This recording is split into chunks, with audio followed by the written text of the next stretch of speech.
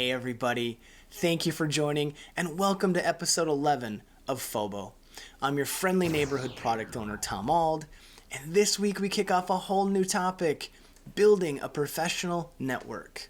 Networking is vital for those who want to move up in their career. According to HubSpot, 85% of jobs are filled through networking. CNBC says 70% of jobs are never published publicly, so you might need to have some inside connections. But networking is natural to some and terrifying to others, so don't fret. We're going to give tips and tricks for all personality types. So grab a coffee, tea, or your favorite adult beverage, and let's talk about staying relevant at work.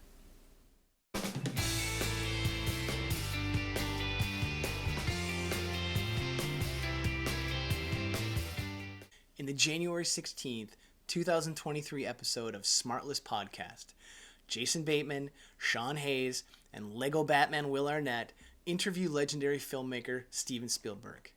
"Fear is my fuel," Spielberg said. This is a legend in his field who has 3 Academy Awards, 6 Golden Globes, 4 Emmys, 3 Directors Guild of America Awards, and 4 BAFTA Awards. If this legend is fearful in his career, I think it's okay for us to be a little fearful too.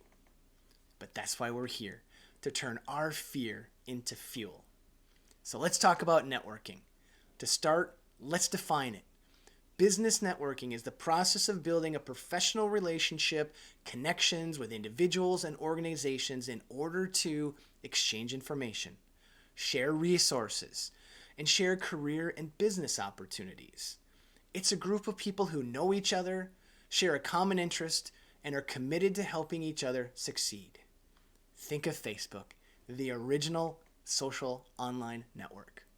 We connect people, we share photos, we share recipes, we share news, we share, and in return others share back, even when Uncle Fred sends something we don't want to see. Now, transfer that concept to your career. Sounds a little bit like LinkedIn, right? But why do I need to do this? Networking is a great way to meet people who may become your employers, business partners someday. When hiring, organizations have the incredibly tough task of picking one person from hundreds of applicants. Choosing somebody they know and have interacted with before is an easier decision than selecting someone they've never met or only met through a brief interview. The same goes for business partnerships. Clients want to work with professionals they trust. Networking is the primary way to build that trust.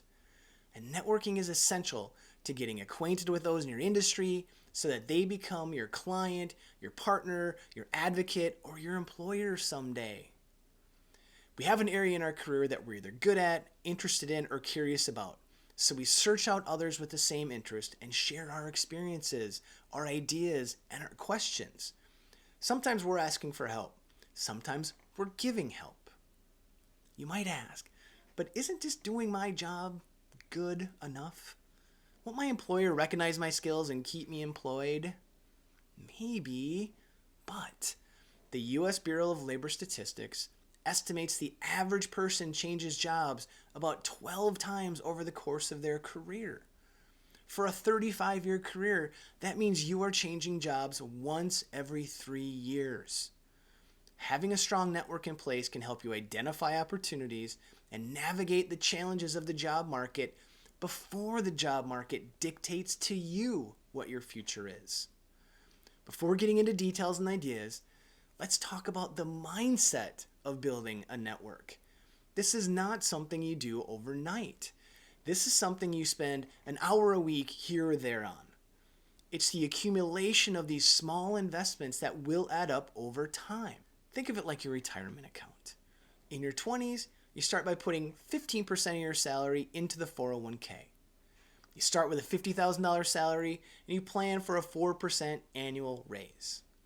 Assuming an annual rate of return on investment of 7%, after 35 years of contributing 15% to your 401k account, the balance would grow to approximately $2 million.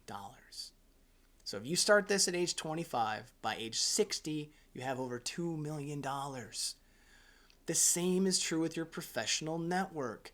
You start small. With 3 or 4 key people or groups, you establish those relationships.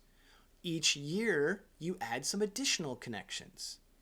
By the time you're 10 or 15 years into your career, you have a large network of people that you can help and you can ask for help. As somebody later in their career, I can tell you how lucky I am that there are a group of people that I could turn to for help if my career situation would turn upside down. So how do you get started? Does the thought of this excite you or terrify you? Well, either way, come back next week and let's get into those exact steps that you are going to take to grow your network and stay relevant at work. So, how did we do today?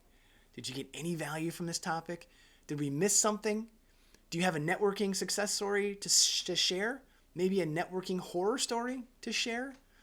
Please drop those in the comments. We appreciate you engaging with the FOBO community. Please like and comment, share it with a friend, share it with an enemy. You never know where your next network connection could come from. I'm Tom Auld, your friendly neighborhood product owner signing off. Have a valuable week. Take care.